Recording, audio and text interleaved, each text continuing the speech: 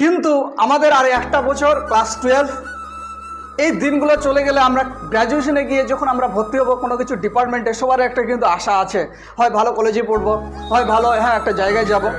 সেখানে যেন 5 নম্বরের জন্য যখন চান্স পাবি না, 1 নম্বরের যখন চান্স পাবি না কলেজটাতে, তখন না নিজেকে বুঝতে পারবি যে বাস্তবটা কি। কাউন্সিলিংয়ের পরে যখন দেখতে পাবি যে আমার নাম আসলো না, তখন ওখান থেকে বেরিয়ে আসতে কষ্ট হবে।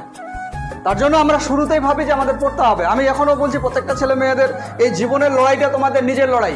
এই জীবনের লড়াইয়ে তোমাকে নিজেকে জিততে হবে। পড়তে বসার না বসার কারণগুলো আমাকে বলে লাভ আছে? তুই মানছি তোরা প্রত্যেকদিন আসে আমাকে, প্রত্যেকটা ক্লাসের স্টুডেন্ট আমাকে বলে, স্যার কালকে লাইন ছিল না, কালকে মাসির বাড়ি, কালকে বলে অমুকের বিয়ে লেগেছে, কালকে বলে পেট খারাপ, মাথা ব্যথা। এই যে নানা ধরনের ওঢেল যে একটা এক্সকিউজ আমি শুনে শুনে অভ্যস্ত হয়ে গেছি। আমি তোদের কাছ থেকে এগুলো শুনতে চাইছি না। আমি তোদেরকে বুঝিয়ে বলছি, জীবনটা তোদের, ড্রিমটা তোদের, স্বপ্নটা তোদের। অতএব এই স্বপ্নগুলো অ্যাচিভ করার জন্য যে নেসেসারি টাস্ক মানে কি কাজ, যে কাজগুলো তোদের করা দরকার, অবশ্যই তোদেরকে ভাবতে হবে। যে পরীক্ষাটা দিয়েছিস সেটাই পড়ার জন্য একটা রুটিন আছে। কেন রুটিন বলছি?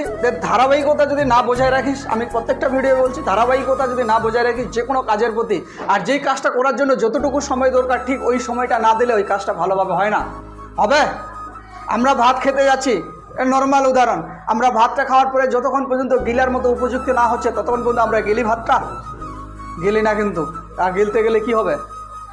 গলায় লেগে যাবে। তাহলে একটা ভাত খেতে গেলে একটা টাইম লাগছে, একটা ভাত রান্না করতে গেলে একটা টাইম লাগছে, তাহলে একটা পড়াশোনা করতে গেলে একটা টাইম লাগে। ওই যথেষ্ট টাইমটা তোমাদের দিতে হবে। কারো কম দিতে হয়, কারো বেশি দিতে হয়, এই তো পার্থক্য। কেউ জোরে দৌড়াতে পারে, কেউ আস্তে দৌড়ায়। এই জন্য তোমরা দেখতে পাচ্ছ যে খরগোশের আর একটা কচ্ছপের গল্প ছিল। কচ্ছপের কি ছিল? কি ধারাবাহিকতা বজায় রেখেছিল, কিন্তু খরগোশ কি করেছিল? জানি আমি চটপটে, ও আমার সঙ্গে পারবে না। এই যে অবহেলা কাউকে করতে নেই। আজকে একটা গরিবেরও এই পৃথিবীতে অস্তিত্ব। ঠিক তেমনিভাবে তোমাদের প্রত্যেককে এই জীবনে আসার জন্য তোমাদের প্রত্যেকের পিছনে কারণ আছে, এগুলোকে ভাবতে হবে। তোমরা এখন ক্লাস 12-এ উঠেছো, তোমরা এগুলো ভাবো যে আমাদের কোন রাস্তায় হাঁটা উচিত। রেজাল্টের পরে ভেবে লাভ নেই। আজকে আমার কাছ থেকে বেরিয়ে যাবে, কলেজে যাবে, সব কিছু হবে জীবনে, বিয়ে শাদী সংসার সবার সব কিছু হবে, কিন্তু তবুও মানুষ ভালো জীবনটা লিড করার চেষ্টা করে।